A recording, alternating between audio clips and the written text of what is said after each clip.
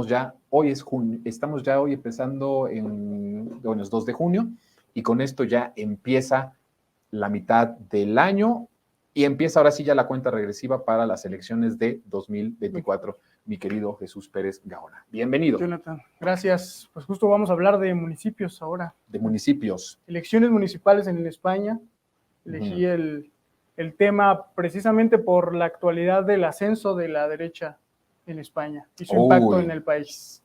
Uy, estamos hablando de que va ganando espacio la derecha en España. ¿Qué representa este ascenso tan rápido? Bueno, no ha sido tan rápido, pero ha sido muy lento. Ha sido lento, pero sostenido de la derecha en España. ¿Y qué implicación tiene esto para nuestra región y para México, Jesús? De inicio, la primera conclusión que te digo es que la elección municipal que tuvo lugar unas semanas atrás se tuvo como tema central dos cosas. La primera, los ocupas, y la segunda, los zetas. Es interesante que los ocupas, estas personas que toman edificios, casas, departamentos, hayan sido el tema que impuso la derecha por un miedo, de nuevo un espantapájaros, a que te roben tu patrimonio en una España donde hay muchos desahuciados, hay muchas personas que se han quedado sin casa y donde las rentas están por los cielos. Sí. Eso es una de las cosas que podría, digamos, ser interesante, tanto como podría imponer la derecha en nuestro país, como lo hizo, por ejemplo, lo está logrando en Argentina, en una elección donde se ve que va a regresar la derecha. El discurso de este gobierno es incompetente, no ha logrado pues, solucionar el tema del peso argentino, y la derecha sí lo va a lograr porque protege al patrimonio. De nuevo es el patrimonio el tema central. En México, afortunadamente, quizá por la conciencia, el nivel de conciencia de muchas personas que viven sin casa o que no tienen, o que viven rentando desde hace mucho, es imposible ponerle el discurso de los propietarios, de los dueños de los edificios, como una simpatía para el elector, pero en España sí, cundió este discurso de tengan miedo de votar por la izquierda, de votar por el PSOE, de votar por Unidas Podemos, porque vienen los ocupas y te roban tu casa, sí, por un lado. Y por el otro, el del terrorismo, el de ETA. Estos partidos de izquierda, dijo la derecha, están protegiendo a terroristas, a violentos, a gente armada.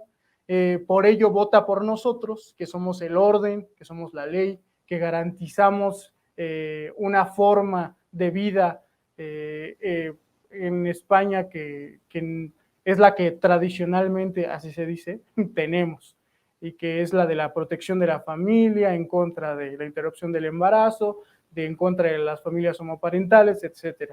Estos dos temas que parecen discusiones bizantinas para nosotros, fueron los que en Twitter, en YouTube, con youtuberos, también hay youtuberos españoles, sí, lo discutieron ampliamente, desde luego en las plazas, incluso llegó hasta el Congreso. Estas discusiones fueron las que inclinaron la balanza hacia la derecha, en contra de la izquierda, y le da un golpe, quizá no una herida mortal, pero sí da un golpe. El resultado fue 31-28, 31 para el Partido Popular, que es como el PRI de allá, 38 para el PSOE, el Partido Socialista, que es como el PRD de allá, y a 2 puntitos, 3 puntitos de diferencia, que no son mortales para el actual gobierno, pero sí podrían serlo para en las elecciones que se van a adelantar. Se habían anunciado, se anticipaban que fueran, como tradicionalmente lo es en España, en diciembre o en enero, pero van a ser el 23 de julio.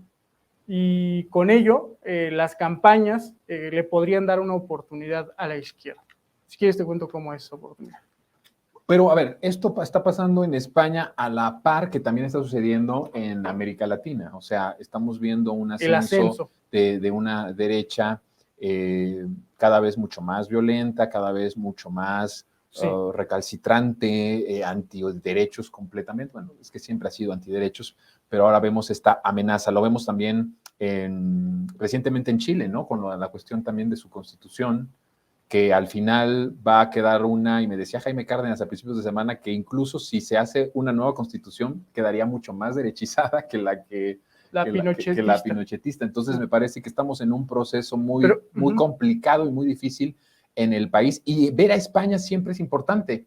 ¿Qué está pasando ahí? Por la implicación que tiene y las relaciones que se tejieron en México durante tanto tiempo, sobre todo con los gobiernos panistas, con la derecha española. Claro. Esa relación, esa invitación de los gobiernos Calderón y Fox y Calderón de abrir Peña. Este espacio, también de Peña, sí, evidentemente, sí, de abrirle también espacio a los empresarios españoles.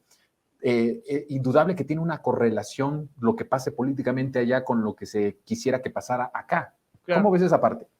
Sí, me gusta nada más resaltar lo de Peña, porque recuerda que la famosa imagen donde lo está agarrando el dueño de OHL es un empresario español. Exactamente, sí. Lo está zarandeando al ladito de la candidata priista, Alejandra del Moral, que está a un ladito, ¿no? En esa foto estaba ahí, ¿verdad? Fíjate nada más. Alejandra del Moral. Ajá. Pues las repercusiones son obviamente directas con el ánimo de la política en México. Rescato dos ejemplos. Bueno,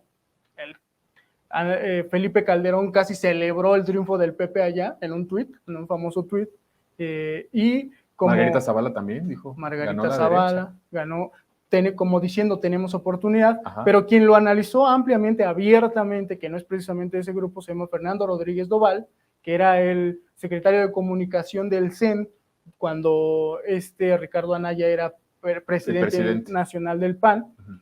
En un texto en el Heraldo, no solo celebra el triunfo de la derecha, del PAN, sino que dice, como fueron elecciones municipales, el camino se encuentra precisamente en las alcaldías, en los municipios. Ahí está la esperanza de que la derecha en México pueda remontar. Yo creo que muy optimista para 2024, pero él ya está hablando incluso de 2030, ¿no? Uh-huh. En gobiernos estatales y en gobiernos municipales es donde está su resistencia, o lo que nosotros llamamos como la reacción. Uh-huh. Es ahí donde se pueden atrincherar, en los gobiernos municipales, en las alcaldías, y desde ahí es donde operan, ¿no? Pero solo para poner también otro ejemplo en la mesa, podemos poner el caso de Tamaulipas. Cabeza de Vaca deja un estado, prácticamente anticipa la derrota, no lo reconoce. Sus perros en Twitter como tumbaburros, uh-huh, inician la campaña de triunfo, supuesto triunfo del PAN en 2022, diciendo que cualquier escenario de triunfo de Morena iba a ser ilegítimo, etcétera, pero mientras eso hace Cabeza de Vaca, descompone todos los municipios. Y ahorita cada alcalde en Tamaulipas, que tiene un proceso judicial, cada líder morenista, por ejemplo en Reynosa, está investigado por la Fiscalía del Estado, que por cierto está a cargo de un operador de César Verástegui, el candidato de Cabeza de Vaca a la gubernatura. Sí. Tío de Eduardo Verástegui, el actor trumpista que se quiere hacer candidato a presidencia de México. También de ultraderecha, de la familia y todo eso, sí. Oh. El análisis que hace Cabeza de Vaca no se lo podemos regatear, es muy claro y preciso. No vamos a ganar la gubernatura, pero vamos a arruinarles los municipios. Ajá. Y es lo que tiene ahorita a Tamaulipas en un conflicto político y en un conflicto social y el de seguridad. Y de inseguridad impresionante. Porque no tienes a la fiscalía. En Veracruz, recuerdan, los espectadores lo han de recordar, Cuitláhuac tuvo que prácticamente echar al fiscal de los Yunes. Sí, los Yunes, sí. Porque sabía que si lo mantenía durante su sexenio le iba a arruinar la seguridad. Es lo que está pasando en Tamaulipas. Un fiscal, y es lo que también vemos en Jalisco. Si tienes un fiscal que está operando para intereses que no son los del gobernador en turno, para intereses ocultos, para ser claros, para intereses mafiosos, desde luego que no va a tener carpetas de investigación, no va a seguir los crímenes, van a liberarse. a delincuentes, se le hace hincapié mucho al Poder Judicial, pero también hay con Norma Piña, la ministra, al frente de ello, pero también hay una responsabilidad del Ejecutivo en turno. El ejemplo más claro también que podríamos poner es Claudia Sheinbaum. Claudia Sheinbaum puso, porque queda en su espectro de decisión, a Ernestina Godoy, y a esa señora, yo estuve en el momento en el Congreso en el que se eligió a Ernestina Godoy, que iba a ser la coordinadora después de que Alejandro Encinas, en el primer Congreso de la Ciudad de México, después de que Alejandro Encinas es llamado por Andrés Manuel a irse a la Secretaría, al gobierno, queda la bancada sin un liderazgo y todos acuerdan que sea Ernestina. Ernestina también tiene que dejar su diputación local en el Congreso para irse a la Fiscalía, y yo estaba ahí cuando la fuente del Congreso asegura, esa señora que se parece a la de Monster Inc. Va a ser la fiscal, y se burlaban de ella. Y esa señora es la que está poniendo en su lugar al cártel Tepito, al cártel inmobiliario y a muchas estructuras de poder corruptas por ahí. Nada más hagamos una comparación a nivel macro con el nivel de la Ciudad de México, el macro, la Fiscalía General de la República. En la Ciudad de México sí estamos teniendo un proceso de pacificación y todos los indicadores van a la baja de manera histórica en todos lados, o sea, en todos lados. Lo reconocen hasta alcaldes de oposición, lo han dicho. No es por una fiscalía eficiente y una fiscalía honrada como la fiscal Ernestina Godoy. O sea, no se entiende cómo podemos tener una ciudad con esos índices tan bajos que no se veían desde Andrés Manuel López Obrador. La burbuja, ¿te acuerdas de lo que se hablaba de la burbuja? Ahora no tenemos una burbuja, ahora tenemos como un blindaje. Claro. Nada más pongan a prueba a cualquiera que se quiera pasar de listo, que sea grabado asaltando, robando, cometiendo un acto ilícito, y a ver si no van por él. Nada más. Digo, y en comparación con la Fiscalía General de la República, que en su punto lo he visto un poco lento, o bastantito lento, pero por otro lado, las fiscalías de Guanajuato, por ejemplo, ¿no? La fiscalía que decías tú de Jalisco. La Fiscalía de Jalisco. O la fiscalía, aquí diferente, porque aquí la Fiscalía de Guanajuato sirve porque es un entramado entre gobiernos, municipios y el Poder Judicial cooptado por el crimen organizado, porque pues no hay otra manera de decirlo. Pero, por ejemplo, en el caso de Tamaulipas, estás hablando de un fiscal que, digamos, es del lado contrario, que no corresponde y que no ayuda y que no hace su trabajo para poder poner en orden al Estado que dejó incendiado, como tú bien lo dices, el gobierno panista. Sí, regresando a la idea central que nos llevó hasta allá, la derecha está trincherada en los municipios. Para dar un contexto también, en Tamaulipas la mayoría son morenistas, por eso Cabeza de Vaca, antes de irse, decide incendiar todas las alcaldías. Tiene esa estrategia municipal. Sí, es la estrategia, porque sabe que va a perder la gubernatura, sabe que el Tuco Verástegui no va a funcionar su truco y no va a quedar como gobernador, incendia las alcaldías, les abre expedientes hasta porque respiran a todos los liderazgos morenistas. En serio, todos tienen allá un expediente, y el resultado que vemos ahorita es un gobernador Américo que está lidiando con esta crisis, ¿no? Pues lo que yo veo de Américo es que está entrampado. Y defendiéndose digamos, en los medios y en las redes sociales, un discurso que también es un plan de los tipos que trabajan y operan para Cabeza de Vaca, ya ven, ¿por qué votaron por Morena? Sí. Si llegan e incendian el Estado, que por cierto es el discurso que se los voy adelantando, que van a imponer en el Estado de México cuando llegue Delfina. ¿Ya ven? Para eso votan por Morena, para que se incendie el Estado. La burbuja protectora del Estado de México de todo lo que padece ese infierno son los medios locales y nacionales. Lo vimos con la cuestión del Edomex, esto de los 5,000 millones. No salió en ningún medio. Exacto. En ninguno salió en primera plana. Ni siquiera en la jornada, ¿ok? O sea, no sucedió. Cuando termine, si es que sucede que haya una alternancia, no vamos a hablar aquí mucho de eso, pero que haya una alternancia ya en el Estado de México, lo que viene es romper la burbuja, y entonces ahora sí va a haber el infierno que ya padecían, pero que no estaba mediáticamente en ningún medio de comunicación, en ningún periódico y en ningún medio electrónico. En el Estado de México no hay burbuja, más bien lo que van a romper son pactos, acuerdos criminales que hay entre... No, hablado de la burbuja mediática, o sea, de cómo protegen al Estado de México de todo ese infierno, no sale a nivel nacional. Y ahora hay que revisar con lupa cada una de las secretarías es lo que van a hacer los medios, para ver qué no funcionaba cuando debieron haberlo hecho. ¿Desde hace cuánto? Desde Alfredo hace del casi 100 Mazo, años. Erubiel Ávila, un tal Peña Nieto, ¿no? Sí. Pero bueno, regresando a la idea que nos lleva a todo esto, que es la derecha, el triunfo de la derecha en España, yo creo que en nuestro país afortunadamente no ha cundido este discurso, porque todas las figuras de las que estamos hablando, de la ultraderecha, Eduardo Verástegui, Felipe Calderón, Lili Telles, tienen tal desprestigio que es imposible que su discurso cunda, pero tienen un punto, y el punto es el que Vox lidera en España y que incluso le ha ganado un poco de espectadores o admiradores, simpatizantes, quise decir, al propio Partido Popular, el partido más viejo, y es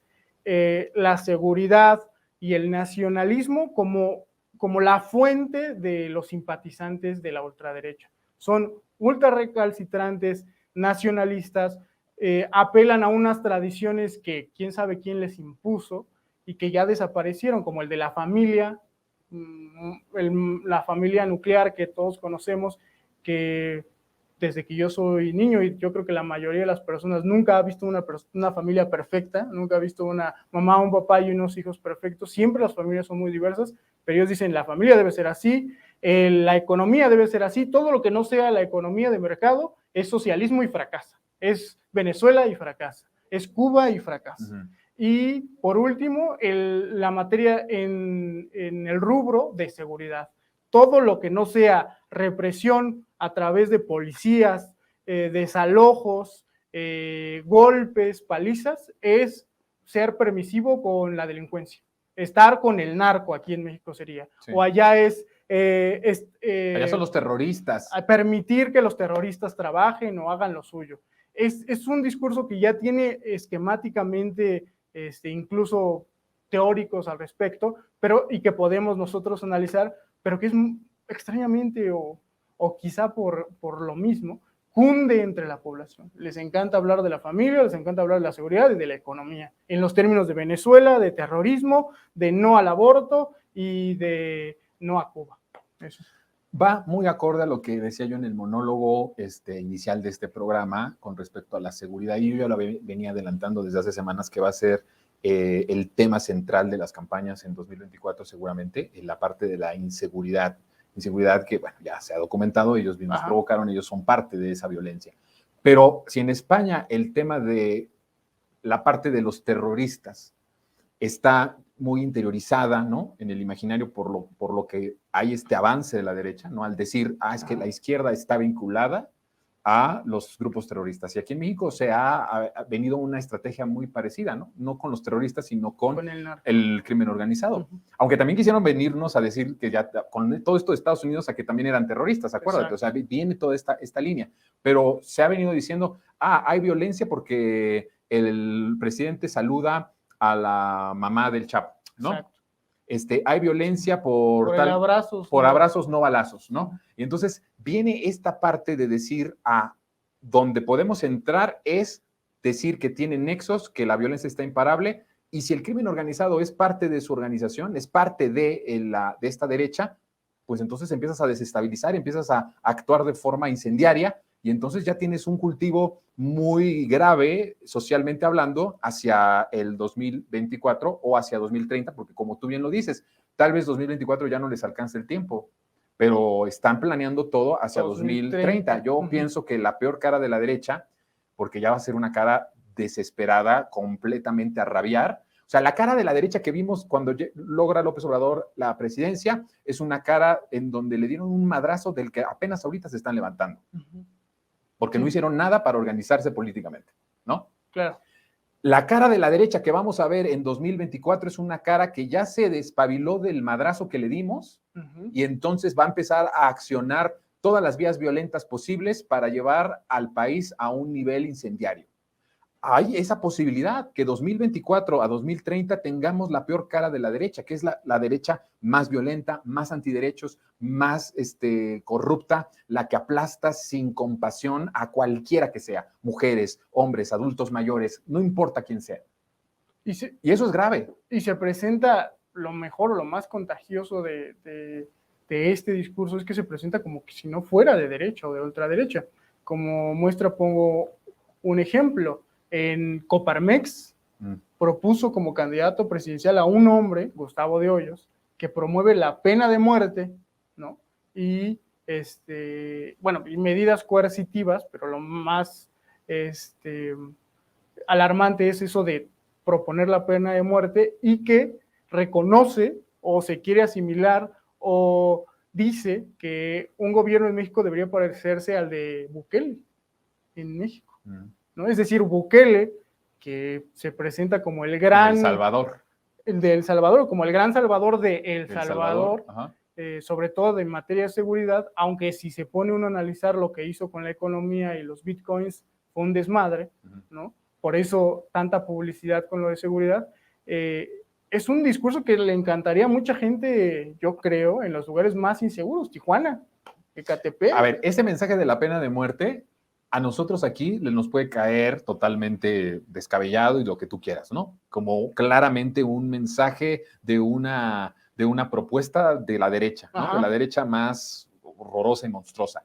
Pero si tú les dices a los lugares en donde hoy en México están padeciendo la inseguridad, por cierto, estados gobernados, la mayoría, 5 de esos 6 Chihuahua, donde se concentran, gobernados por la derecha, si tú les dices a ellos esta propuesta, no les cae tan mal, ¿eh? No, o sea, incluso te pueden decir, ya falta alguien que tenga los huevos para hacer eso. Claro. Y le compran esta idea. Esta idea, sí, es muy popular, es muy contagiosa. Claro, lo es, por supuesto que lo es. ¿Quién le dice que no a hacerse justicia por su propia mano, ¿no? ¿Quién dice que no existen los derechos humanos cuando llega alguien con un arma y me apunta? O el que digas, del que lloren en la casa del delincuente, a que lloren en mi casa, que lloren en la casa del delincuente. Y entre los medios también, que antes yo lo reconocía en Pedro Ferriz de Con, a esos tipos de bullshitters, le llaman en Estados Unidos, esos habladores, ahora está cundiendo mucho esa idea, ¿eh? Cuando recientemente un policía mató a un asaltante del Oxxo aquí en la Gustavo Madero y la señora, su mamá, llegó llorando diciendo, mi bebé. Sí. Mi alcaldía. Mi bebé. No estás hablando mal de mi alcaldía. No, espera. Cundieron tipos como, no sé, de TV Azteca, se me va el nombre, el tipo de TV Azteca, como 3 tipos de TV Azteca, como 4 de Televisa, y un montón de youtubers que decían, ¿cómo se atreve esa señora a llorar por su hijo, mi bebé?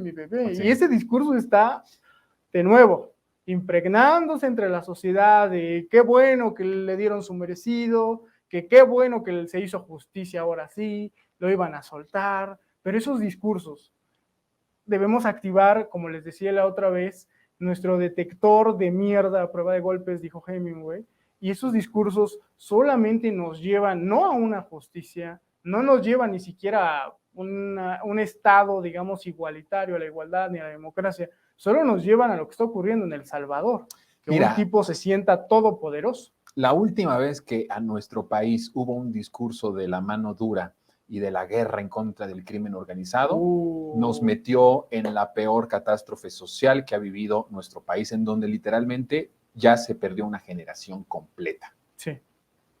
Una generación completa se perdió. Sí, o sea, hagamos las cuentas, es una generación. La última vez que un discurso se habló de la mano dura, del que yo sí voy a combatir a los delincuentes, la última vez que se habló de eso desde una plataforma política nos llevó a la peor crisis social que ha vivido nuestro país. Y se los quieren cobrar, Andrés Manuel, eso. Y no, bueno, se lo cobran todos los días, o sea, todos los días se lo cobran. Ayer el Universal, Reforma, ya es el más violento. Reforma, reconoce López Obrador que su sexenio es el más violento, sin contexto, sin hablar de esta historia, sin hablar de todo lo que aquí tratamos de ilustrar, que tratamos de hablar. Y van a seguir por ahí. Por eso no me extraña que Calderón fuera y calderonistas y panistas fueran los que le dieron la bienvenida al ascenso de la derecha a España, porque están viendo una posibilidad. De nuevo, ese sentimiento de rabia e indignación puede ser el electorado de la revancha. Aquí tenemos un manto protector de todo eso, Jesús, que es que la transformación en nuestro país tiene ciertos seguros que yo veo que hacen imposible que vaya permeando tanto ese discurso de la extrema derecha. en parte ha sido por el trabajo del gobierno de la Cuarta Transformación. O sea, un gobierno que tiene 70, 80% de aprobación, de respaldo, es muy difícil que le venga a decir a esa gente, ay, mira, tenemos un proyecto mejor. Pues si estás contento, en el 80% de la población está contento con el trabajo del presidente, como por qué fregados voy a cambiar a lo que me desgració, ¿no? Claro. Y entonces tenemos ese manto protector que, sin embargo, se va a empezar a diluir, porque no sabemos, no va a haber un López Obrador. Confiarse en mantos protectores. Sí, o sea, López Obrador es una garantía, o sea, asegura que haya una transición de manera pacífica, pero... Y de él y de sus políticos. De él y de su exacto, de su proyecto.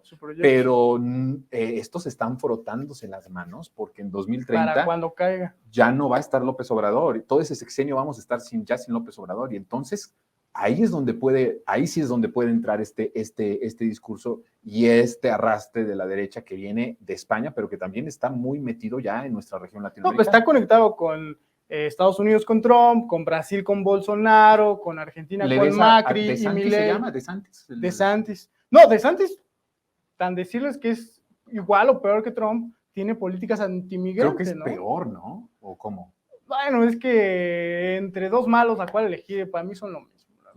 Pero el peligro es inminente. DeSantis es un político republicano, del Partido Republicano, ultraconservador y de la peor estirpe, antiinmigrante, supremacista blanco y en contra de cualquier cosa que no sea America First. Muy bien, pues el tiempo se nos está terminando. ¿Hay alguna recomendación? Sí, rapidísimo. Claro. Por favor, no se pierdan cualquier programa de La Base donde aparece el querido Pablo Iglesias. Es un programa por YouTube.